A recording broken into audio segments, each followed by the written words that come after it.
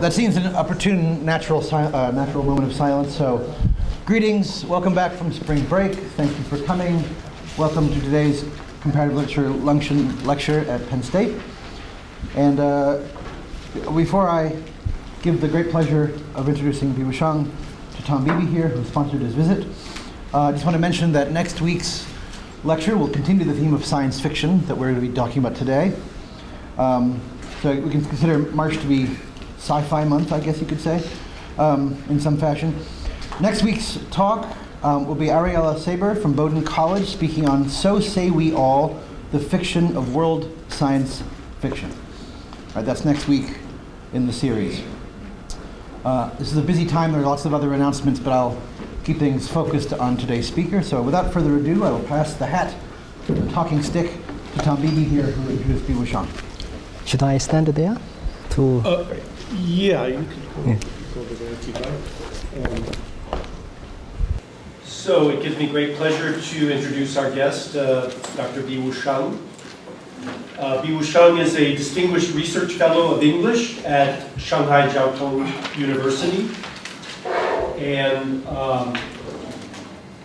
this year he is a fellow at the National Humanities Center in North Carolina, working on a project called Narrative Ethics in 21st Century Fiction. So he's giving us a little bit of a preview of some of his work in that area.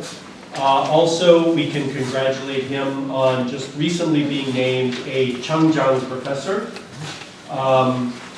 which is a very unusual thing. It's like a national endowed professorship for China. And so very, very few professors get this honor, and so it's an indication of the value of his work and his status within the profession. Biwu's areas of research include narrative theory, ethical literary criticism, and contemporary Anglo-American fiction. He is the editor of a new journal with de Gruyter called Frontiers of Narrative Studies that's been going for a year. Has it? Yes. And starting its second year now. Also the author of two critical monographs, In Pursuit of Narrative Dynamics, 2011, and Contemporary Western Narratology, Post-Classical Perspectives, 2013. His writings were published or are forthcoming in such journals as Style, Journal of Literary Semantics, CLC Web, Semiotica, Neohelicon, Primerjalna Kniezhbenost, and Arcadia. And the most important thing is that his favorite contemporary author, Anglophone author, is Ian McEwan. So he has impeccable good taste. Thank you, John. And so he'll talk to us today about unnatural narratives in contemporary Chinese time travel fiction. So let's welcome Biwu Shang.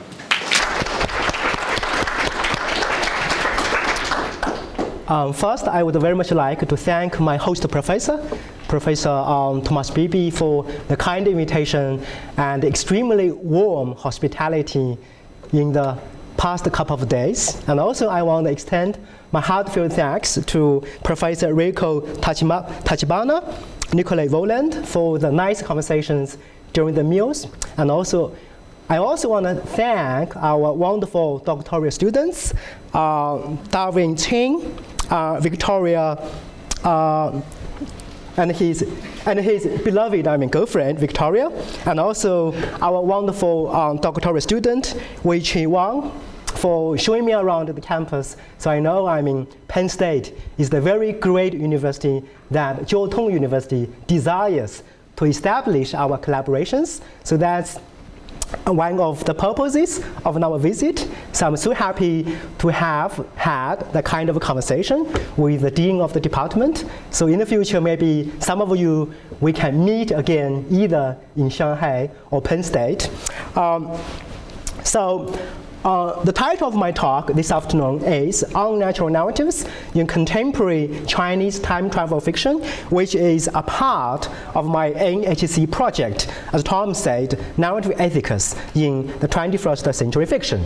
So in my talk, I shall mainly focus on the following subsections. Like the first part, I will say a few things like writing backwards, unnatural travels, so how unnatural these travels are, and then I shall proceed to talk about the unnatural features of contemporary Chinese time travel fiction, metalepsis and strange voices, and then what are the values and consequences of being unnatural, and then how we are going to approach them, how we are going to read them. So naturalizing the unnatural interpretive options.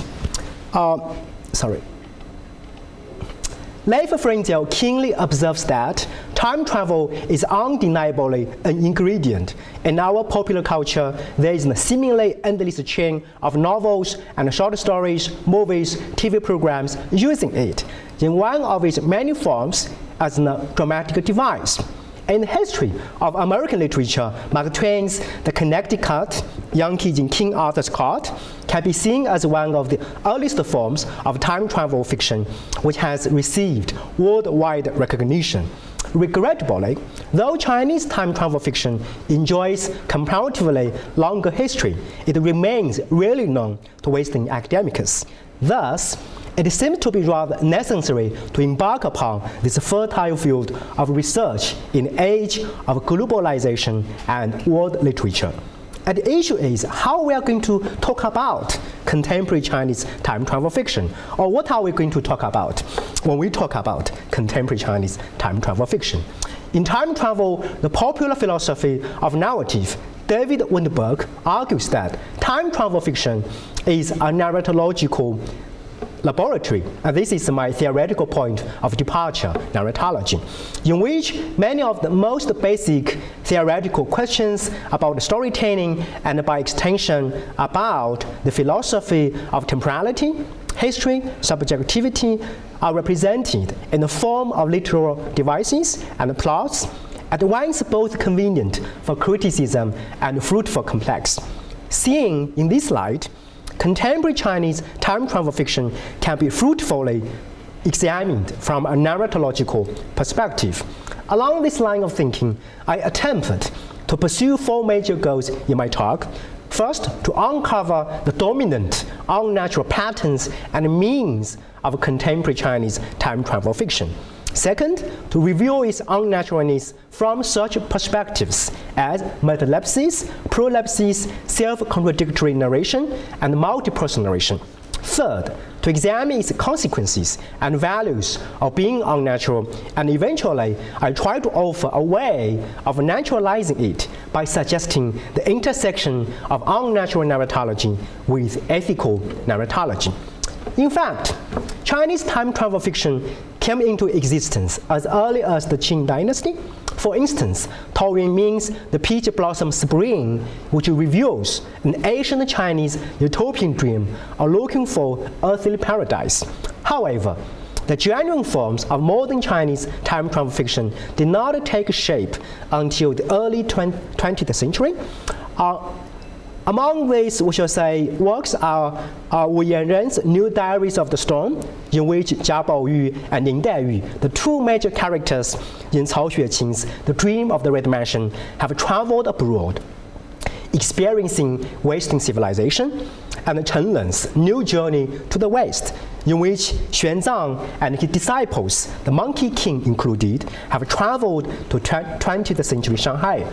However, contemporary Chinese time travel fiction was mainly spurred by Xi Juan's Love in Another Life and Huang Yi's A Step into the Past. In one sense, Xi's and Huang's works represent two major forms of traveling, namely spiritual traveling and physical traveling. Specifically, in Love in Another Life, Yang Yinliu died in a traffic accident, yet her spirit was transported by her mother, a lady with magical power, to Song Dynasty, where she embodied in the female character Su Huan'er, the wife of a man named Shi Wuji. Thus began the love affair between an ancient man and a modern girl.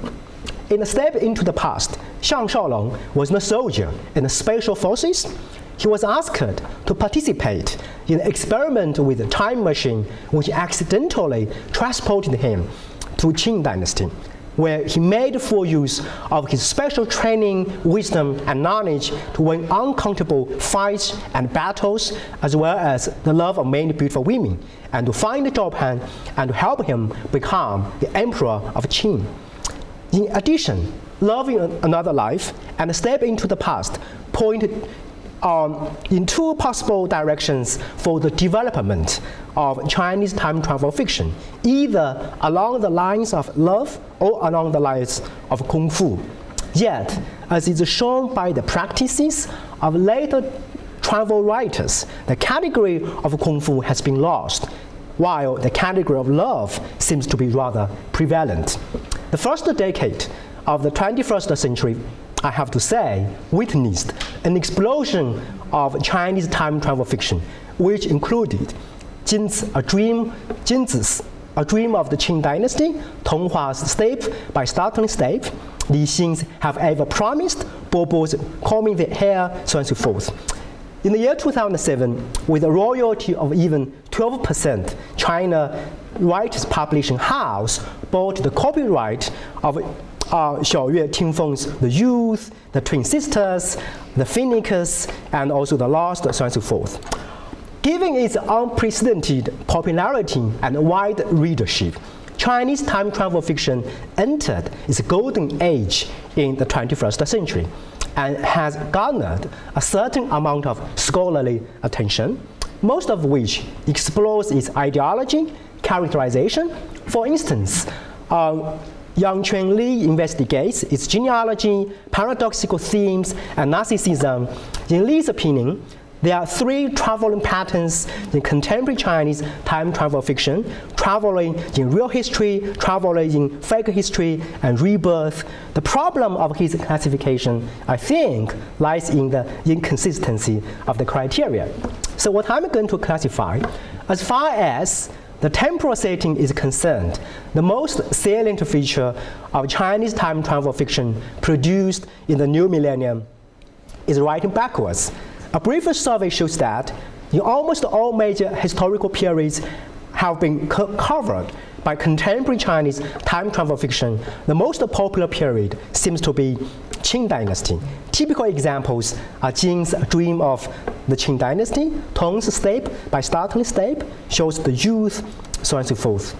Compared with the temporal parameter, the patterns and means of traveling seem to be as interesting as they are unnatural. Generally speaking, there are 6 major patterns of traveling into the past. The first, a sudden death. For instance, in Steppe by Startling Steppe, owing to a car accident, Zhang Xiu, a white-collar lady at the age of the 21st century, traveled into the Qing dynasty and became Ruo Xi, a girl of 13. Second, overuse of medication. For instance, in Jia Yue's Bricks of the Tang Dynasty, Yun Ye found himself in the Tang Dynasty of overdosing on Houhui Yao, regret medicine. Third, natural or supernatural power. For instance, in Chang Huanle's Becoming Lu Bu in Next Life, Lu Pu, a college student addicted to computer games after being struck by a thunder spiritually embodied in Lu Bu, a general of Han Dynasty. Fourth, modern technology. For instance, in A Step into the Past, Xiang Shaolong, a soldier in the special forces in the 21st century, was transported to the Qing dynasty by a time machine. And in Youth, Yan Er, a girl living in the 31st century who was eager to meet Cixi, the Empress Dowager, with the help of a time and space machine, traveled to the Qing dynasty and became Cixi herself.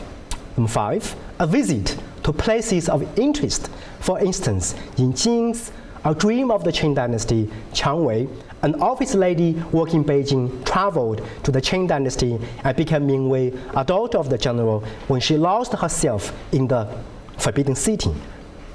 Number 6, a touch of antiquity. For instance, in Tian's The Phoenix, first half of my life and the second half of my life, with the help of a fan used by the Emperor Kangxi Ye Moore, a female agent of an investment company, traveled to the Qing dynasty and became Suma Lagu, a lady who had helped Kangxi to become the emperor. Undeniably, all these 6 major means of traveling denote physically impossible scenarios and events that is impossible by the known laws governing the physical world, as well as logically impossible ones that is impossible by accepting principles of logic. Viewed in this light, contemporary Chinese time travel fiction can be labeled with the popular term unnatural narrative, the study of which has developed into one of the most exciting new paradigms in narrative theory. To me, these unnatural events reveal their fictional nature and counterfactuality. To put it another way, I have to say, though they are impossible in real worlds, they can be possible in fictional worlds. I agree with Hilary P. Danberg, who argues that the plot and character are inextricably intertwined, the plots of coincidence and counterfactuality. She continues, are configurations of characters' life journeys across narrative worlds. Admittedly, the identities and the fates of characters undergo tremendous changes after traveling to certain historical pasts. I think I should skip over a little bit. I focus on the second part, unnatural features, metalepsis, and strange voices. In story and discourse, narrative structure in fiction and film, Samuel Chapman, who just passed away last month, takes a dualist and structuralist position by following Roland Barthes. Civitan Todorov, Gerard Genet. In particular, he draws a distinction between a what and a way in narrative text, arguing that the word of narrative I call is a story, the way I call is a discourse. Chapman's story-discourse distinction has been widely adopted in the practice of narrative studies, whether in the classical phase or post-classical phase. So in what follows, I shall mainly examine the unnaturalness of contemporary Chinese time travel fiction on both the story level as well as the level of discourse. I should point out that Chapman's term story designates more or less the term world used by other narratologists like Monica Fludnik, so on and so forth. What I'm trying to say here is that, so basically if we try to examine the unnatural features, we can first take at how all these characters just travel from the 21st century into the past. Or in other words, how they are going to be we shall say, traveling between the world of the reality and also the world of fiction or the world of history. So the difference between the metalepsis in contemporary Chinese time travel fiction and those in some Western experimental novels is noteworthy, although both of them contain 3 subcategories distinguished by Jeff Toss, namely transgressions between a story world and another or imaginary world, feigned transgressions between a story world and reality, and transgressions between story and discourse. Well, in some Western narrative works featuring metalepsis, it is usually the fictional characters who take the initiative to come from the fictional world, to live and mingle with those people of the real world. Here, I offer an example like Junior Cortázar's short story, Continuity of Parks. So a reader is immersed in the novel, and then the characters of the novel come to life and murder the reader. However, in contemporary Chinese time travel fiction, people of the real world happen to enter into the historical world or the imaginary world. While they are in the ancient world, these characters from the 21st century still miss and think about the world they are from, and we can find a lot of examples in this. I'm not going to dwell on that.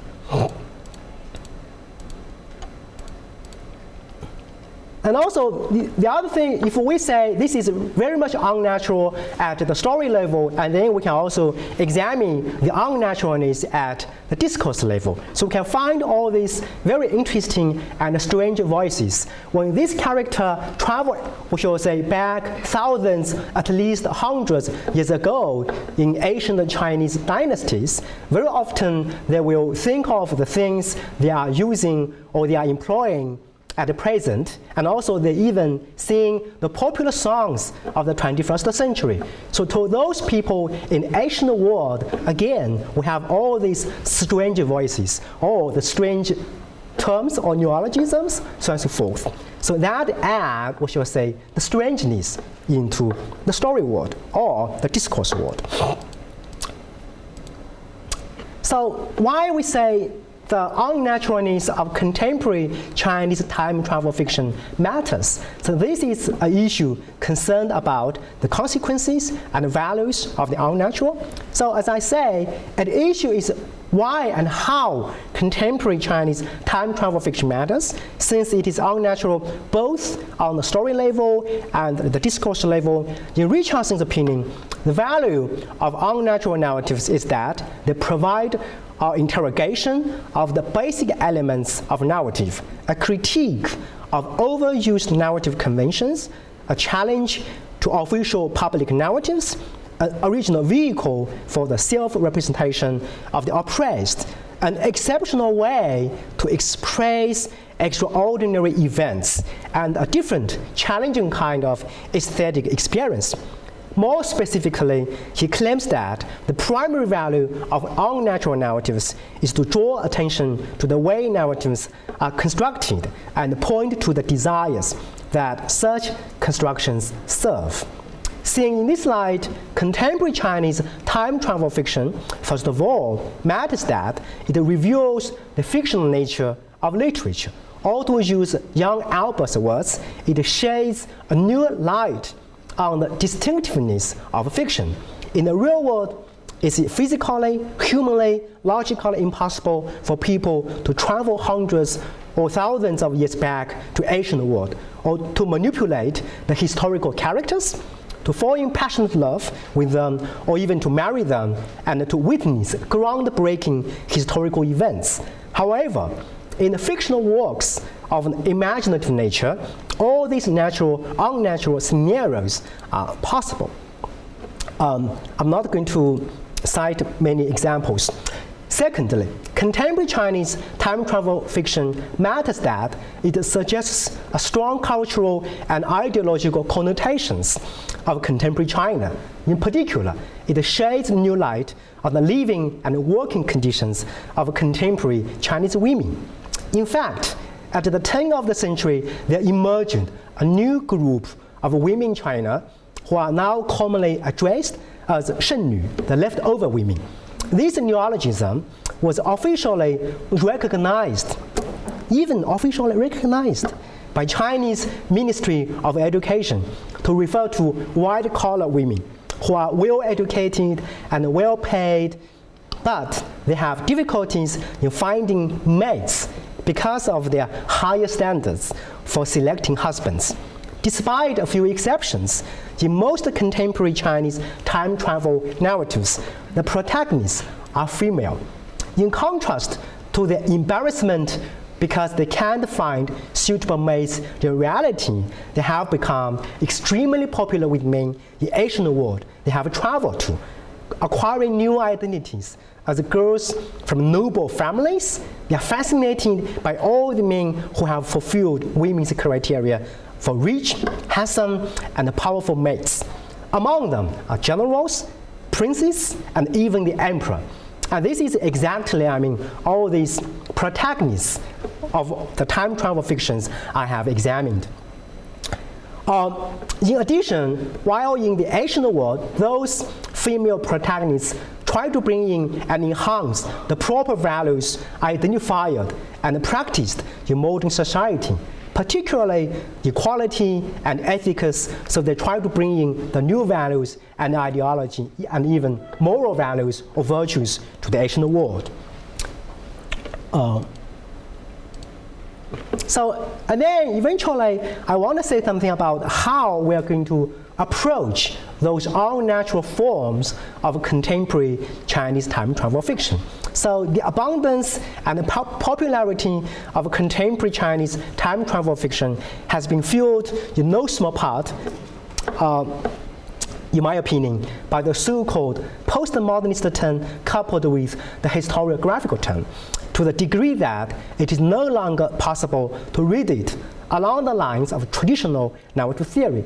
To deal with impossible stories and unnatural narratives, Albert proposes 5 reading strategies, like reading events as internal states for grounding the thematic, reading allegorically, blending scripts, and frame enrichment. Later on, he even enriched the corpora to 9 categories.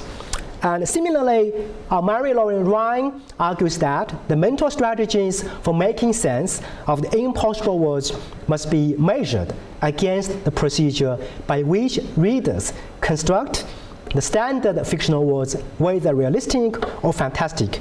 So on the one hand, we have these naturalizing strategies that try to approach the unnaturalness of contemporary, or we shall say unnaturalness of the narrative by using, we shall say, the cognitive science. We need to enrich our mental scripts so we can approach them. And also, on the other, we shall say, the end of the spectrum, we have those unnaturalizing reading strategies. So we keep the unnaturalness as it is to be. In that sense, we can maintain its fictionality or the unnaturalness, though they can be hardly readable to some degree.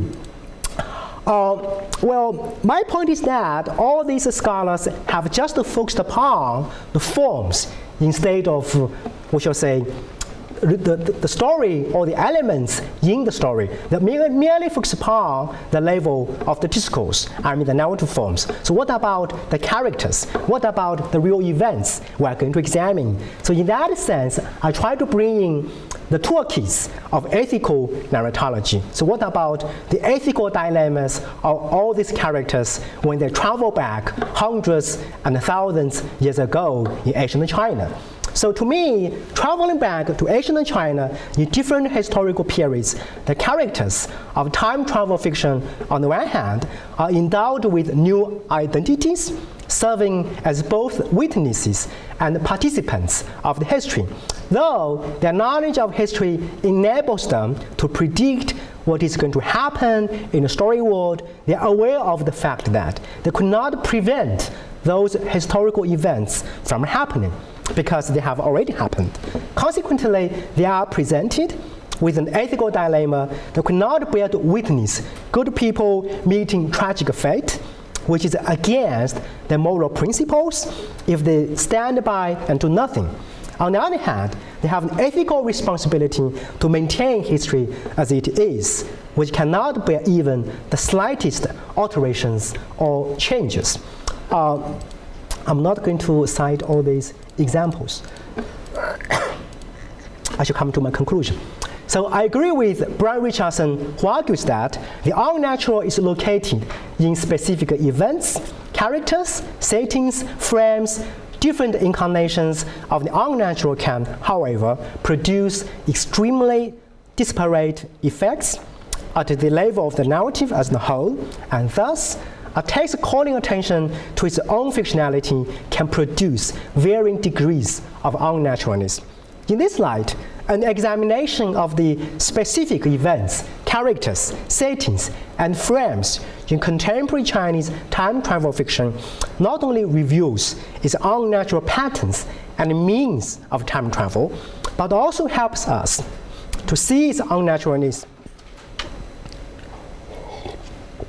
in terms of the typical usage of metalepsis, prolepsis, self-contradictory narration, and multiperson narration. It should be pointed out that contemporary Chinese time travel fiction was not born out of a vacuum. Instead, as I said, it is closely related to contemporary China's cultural and social context in the wake of postmodernist turn coupled with the historiographical turn. And unnaturalness helps to draw readers' attention to its ideological and cultural pursuits. With unnaturalness as its salient feature, contemporary Chinese time travel fiction presents a challenge not only to the reader's cognition, but also for existing narrative theory. What I have attempted in this article or in the talk is to naturalize it from an ethical perspective through the intersection of unnatural narratology and ethical narratology. However, I will be open to other interpretive options.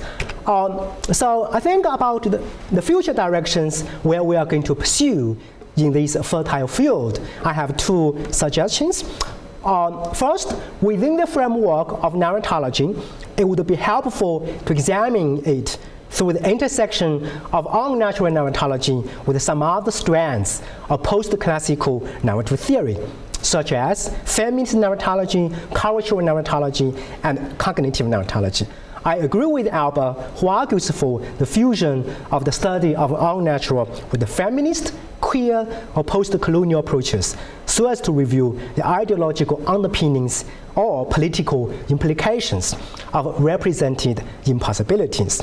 If contemporary Chinese time travel fiction is explored from the combined perspectives of unnatural narratology with feminist, queer, post-colonial approaches, its ideological and political values will be more saliently disclosed.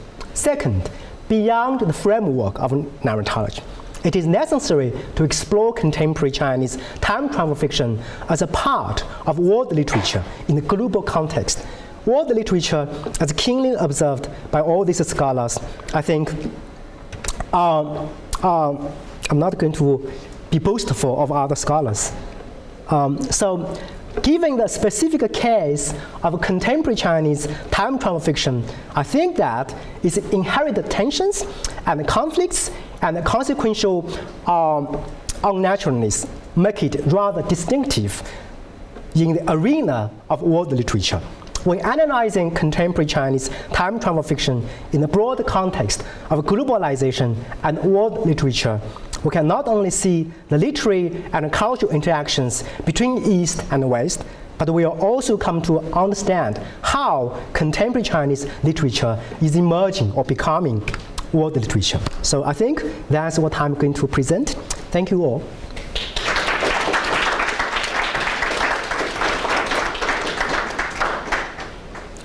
Thank you so much for your talk. We'll have some time for questions and discussion. I'd like to lead things off by picking up, not the natural question, we'll get to that, I'm sure, in the discussion, but on the idea of using a rhetorical figure, metalepsis in particular, to talk about an effective story, particularly with regards to historicity. Because historicity seems to be the third term in the binary of story and discourse, or sujet and fabula, whatever you want to use.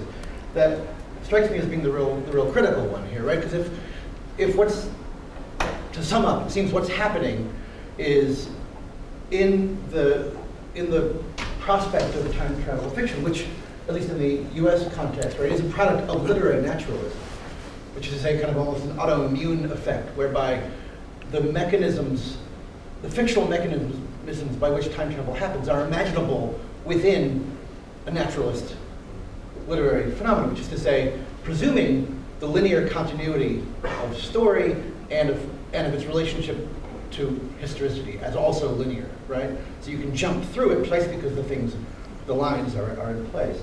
But the argument you seem to be making is to render that structure rhetorical, right? So story, in its relationship to historicity, becomes discursive, right? And so if that is an accurate summary of what you're arguing, I'd like to question the ethical component, because it strikes me that the hypothetical situation of a contemporary character going back in time and interacting with fictional characters as if they were historical characters, right, is a really curious proposition. So if the ethics, in other words, involves a kind of interpersonal ethics imagined in fiction, that's something a little different than the rendering rhetorical of story and history. Do you see what I'm asking? Yeah. So I'm wondering if you could comment about that shift from an ethics of fiction itself, or history as fiction, history as rhetorical, to an ethics of characterological relations that you proposed? Well, I mean, I like your, we should say, keen observation about what I'm talking, how we are going to approach the time travel fiction from an ethical perspective. So what I'm doing, or what I have been examining or investigating in my work is that, so I very much like to see how, we should say, the contemporary real characters jump into, the historical worlds, and they are going to interact, and how they are going to behave, how they are going to, we should say, on the one hand, to witness the history, on the other hand, how they are going to participate the history. And also, there is a criteria or the limits or the boundaries that they could not alter the history. And it's very interesting in the sense that, on the one hand, they seem to be enabled, or should say, capable of knowing what is going to happen next. But sometimes they feel very much restrained by the kind of history. And also, even sometimes, they would be misled by their information. Because, it's very interesting. I don't think these characters are really familiar with what is going on in ancient Chinese history, because they are not really historians. They have not read so much, we should say, historical books. So the historical information or knowledge, more or less, is derived from the popular TV shows. So actually, their historical knowledge is not that accurate. So when they are interacting with those historical characters, or even the join, we should say, the competition of the princes for the enthronement. So it's very weird in a sense. On the one hand, they try to save all the other, we should say, princes from being murdered or beheaded by their brothers or even by the dad. On the other hand, they know they could not prevent all these things from happening. So this is the very thing I'm examining, that is the ethical dilemma. So to me, all these ethical dilemma and also the choices or the things, the decisions they are going to make, more or less are troubled by their own newly acquired identities. So these identities, I think, can be addressed as either the ethical positions they are going to take, or we can use the very popular term, or easier understand, or you're saying, in a way, easier to understand, that is the ethical identities. So because of these ethical identities and ethical positions, they feel very much troubled to make the proper choices. So in that sense, I say we can better understand why the events, why the characters are doing things in, we should say, in an incomprehensible way in the worlds they have traveled to.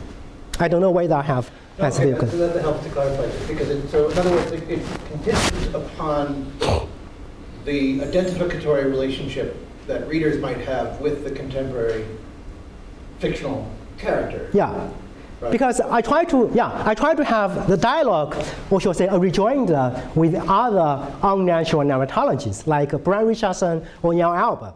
Because these people, they try to approach it from purely a cognitive perspective. They say how we are going to understand, how we are going to approach all these unnaturalness. They say we need to enrich our mental mechanism. We need to enrich our subscripts. So because we are not familiar with all of them, so we need to add the new, shall I say, subscripts into our mental working mechanism. In such a way, we should be able to familiar ourselves with all these unnatural narratives.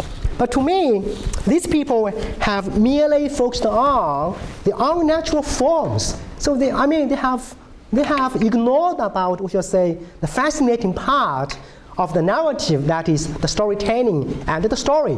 So what about the elements? What about the part, the essence of the story? So I admit, on the one hand, the form or the unnaturalness of the time travel fiction is very important. But what about we try to make a kind of combined or integrative perspective? We admit the form is very important, but we're not going to ignore or forget about the story part. So that's the way I try to approach that. So I try to talk about the ethical values, the ethical perspective. So. Yeah. Thank you very much for your talk, Biwu. Thank you. You mentioned at the very start that there are important market forces driving novels, certainly at the beginning of the 21st century. The royalty is very high. Right. Yes. Right, so there is a market. Yeah. There is a demand in a fairly classical And also sense. even, I think they could sell the copyrights to all the TV stations. So they have many popular Chinese time travel TV shows. But now, I don't think that they could have the business in the future because all of a sudden, the government banned all these time travel shows. So Yeah, well, that's what I wanted to get to, because you moved from the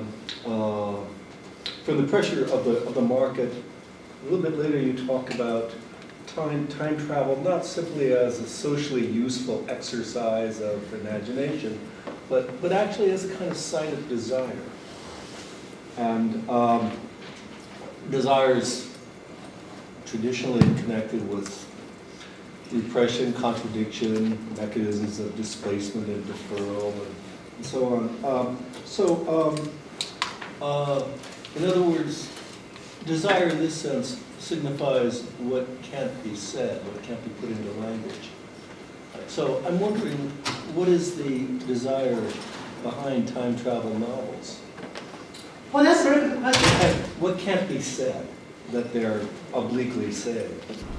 Yeah, that's a very good question. As you have keenly observed, so somehow the contemporary or most contemporary Chinese time travel fictions at the beginning of the 21st century, we shall say, they were doing very much well in the market, sold very well. And also, even we have all of a sudden we have a boom. Even those high school students or middle school students, they started writing, the time travel fictions after the school or something like that. So in terms of their suppressed desire, I agree with you by saying that, as I gave the talk a moment ago. So most of these, we shall say, time travel writers and also the protagonists are female, especially the white-collar lady, in metropolitan cities. So the problem is that even though they got the degree, the well-paid job, somehow they are still not treated equally well as male. And in particular, the problem is that they have we shall say, unprecedented problems or difficulties in finding mates. So that's all of a sudden become a social problem or a familial issue. Men would help you solve the problem? Yeah. No.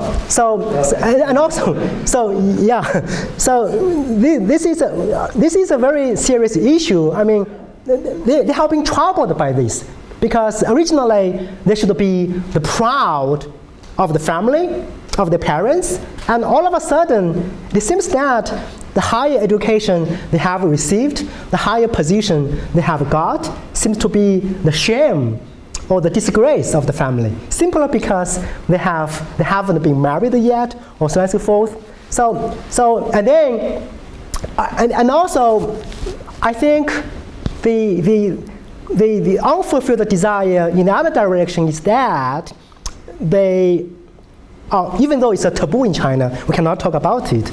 So we have the kind of political or cultural restrictions. So people are more or less unhappy with the present society. So they try, instead of saying going forward, because say we have the hope, we wish for what the society is going to be like. Again, I think it will be very sensitive if they're going to write it in such a way. So that's the reason why they cannot travel forward. For instance, for now we are in the 21st century. Why not they can say they travel back into, we shall say, 22nd century or 23rd century. But that means you're hoping, you're wishing our government, or we shall say, doing something seriously in that direction you are pointing. So instead, the unfulfilled desire combined with the social reality or the specific cultural or political context, they were forced to write backwards by saying what they have seen in our historical periods. Even in Qing Dynasty or Tang Dynasty, Sui Dynasty, they have these kind of values, and they criticize even the political fights or the struggles within the palace, how the princes and the queens or the emperors, they are fighting against each other. It's a kind of politics. So in such a way, they are ironically referring to the present situation. So how these politicians are going to fight against each other.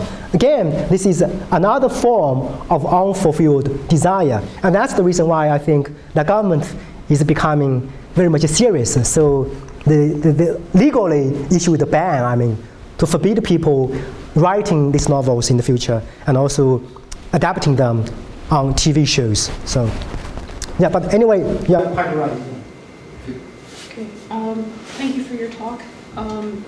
So I have, it's sort of a two-parter. I'll try to distill this. So when you were talking about time travel, a lot of what you were saying reminded me of sort of first encounter alien literature that shows up a lot in the West, something like The Left Hand of Darkness, where, or even Star Trek, where there's a sort of more advanced version of our own society, or goes to a new planet, or an advanced society comes to Earth, one or the other, and there's this problem where it's the same thing through either magical means or technological means, which is a whole other question for some other time, the difference between those two. But anyway, so the point is it's a similar, transition to another world with different rules, and the question is, it's always the, moral question of what do you change and alter? And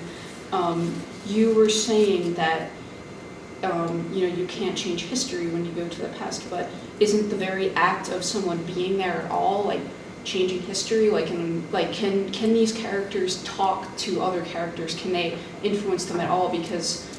And where is there any sort of logical discussion of that? Because any interaction is a change, right? And that's a big problem in a lot of Western science fiction, is this divergent pathways and stuff like that. And I think that the ethics of that are actually relevant to what you're talking about. And so my question is, A, does that type of discussion exist in these novels?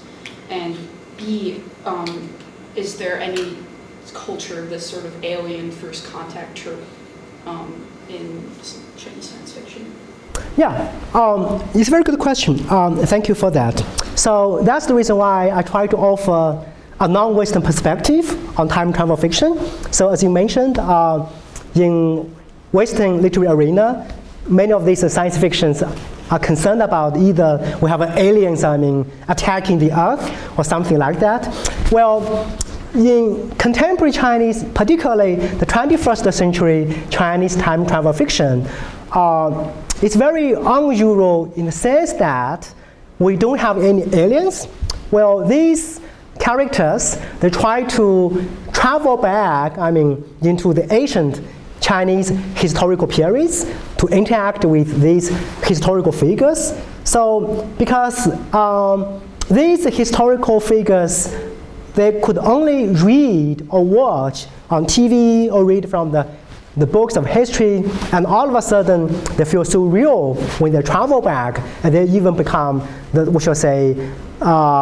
the maids or the brothers and sisters or something like that. As you see how, those characters of the contemporary world travel back, and they have the kind of ethical issues interacting with them. Again, the reason why I have been talking in my, we shall say, just now, is that all these characters, very often, they are actually discussing and elaborating on this kind of issue. So, for instance, in A Step into the Past, Shang Shaolong, the major character, so he knows very well that the emperor of Qin or Zhaopan would become very much tyrannical, and he would kill and slaughter tons, we shall say, hundreds of thousands, millions of people of his time. But he just could not prevent from these things from happening, or he's rather unwilling to stop him. And also later on, even his own son is going to change the name into, we shall say, Shang Yu. We know Shang Yu, is the very person who is going to overthrow the Qing dynasty, but he is doomed to meet a tragic death in the end. So again, so out of his love for his son, he would very much like to ask his son to change his name back instead of become the person, though he's the hero. Anyway, he would be dead, tragically in the end. And then he reflects on his decision, on second thought, he gives up by saying, no, he can't do that because that is a part of the history. So that's what I say, the ethical issues or the problems they have encountered. So they are realizing that, and they are elaborating, they are thinking of all these things in the historical world they have traveled back. Yeah, I'd like to pick up a little bit here and ask deeper about the modes of temporality that are happening here. I note that all of the stories of time travel that you're showing us involve people traveling from the present to somewhere in the past. Yes. Now that is a very different temporal mode from those that you've shown us in the beginning in your introduction. You talked about early 20th century, such as Wu Jianren's A New Story of the Stone, which involves someone from the past traveling to the present. Yes. Similar, there are people from the past traveling to the future. And if you look at 1950s to 1980s, it is invariably looking towards the future and traveling into the future. The central category is always anticipation as a temporal mode. Now, this seems to change radically once we reach the 21st century. And this is something that I am not really sure how to make sense out of that. Could you speculate a little bit about this inversion of temporal modes in time travel fiction that's going on? Yeah, it's very interesting. So if we are going to make a genealogical study of all these Chinese time travel fictions, you would figure out that all these, most of these novels or time travel fictions I have examined, in this talk, is that most of them actually were written by those, we shall say, writers born in the 1980s, or even some of them were born in the 1990s. So they were just, we shall say, a younger generation. They try to rebuild, and they try to draw a distinction or distance from the traditional writers to establish a new label or new name.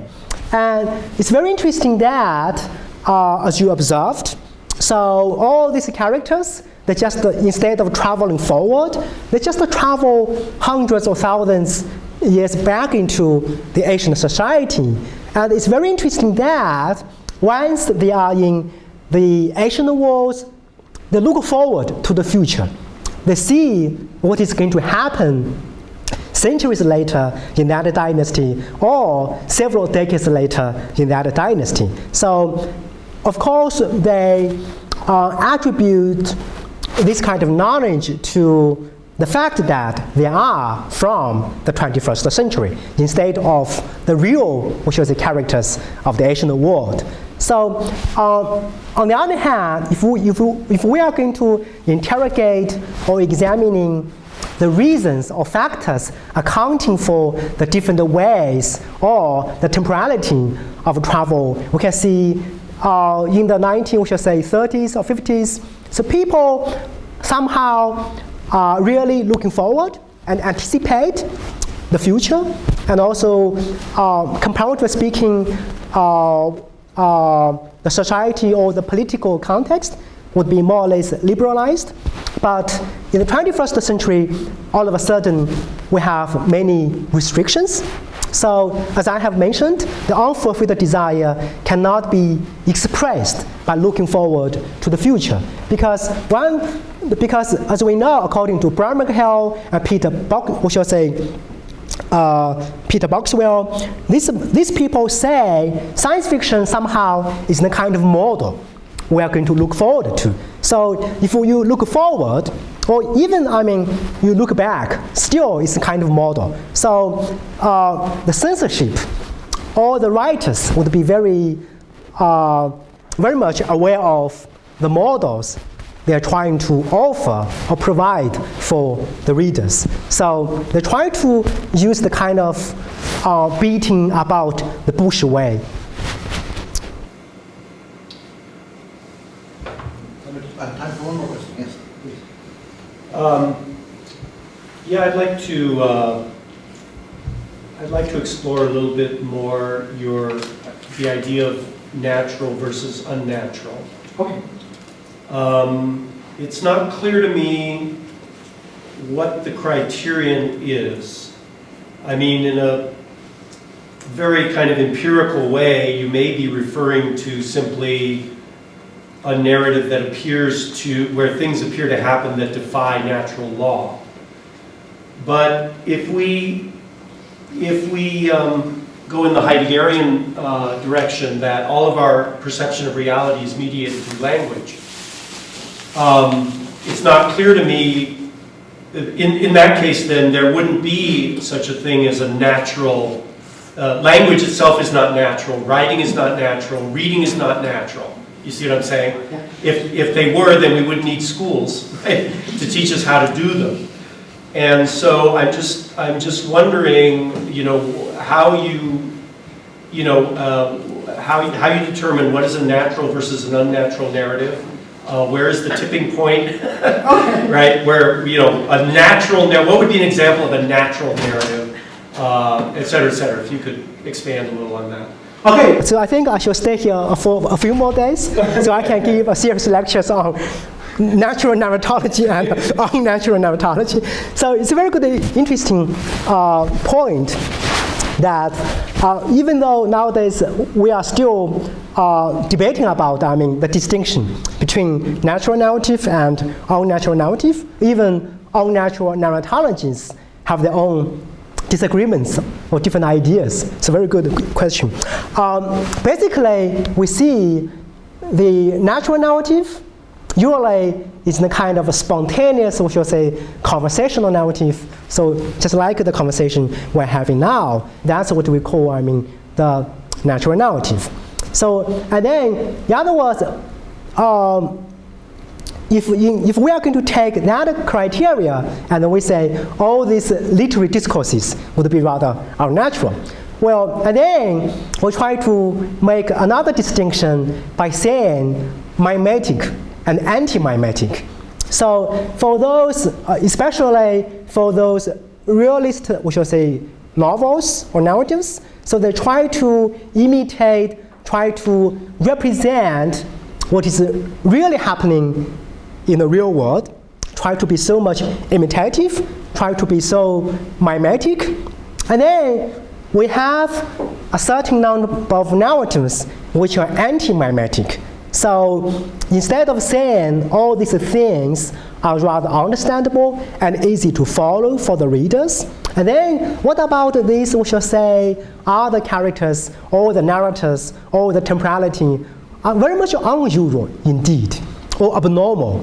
To give you a very quick example, in contemporary narratives, we have so many animal narrators. So, these animals can talk, can speak. And then we have inhuman characters. If you read, we shall say, Philip Roth, it's novel like The Breast. Even the breast of an woman can talk, to be a narrator. And also Julian Barnes's the novel like Penn and its half history of the world. So we have, we shall say, a worm. Again, a worm is a narrator. it can talk, so on and so forth. So, and then even for the Twilight Saga, we could have, we should say, a vampire to be in love with a human being, or so on and so forth. So all these things, I mean, betrays or go against our normal reasoning, or we should say, the logic, or either can be logically, humanly, or physically impossible. So that's these parameters I'm referring to by saying they are unnatural. It's very complicated. I hope I have made it clear. We are actually out of time, so please join me in thanking Biwu Shang for his talk.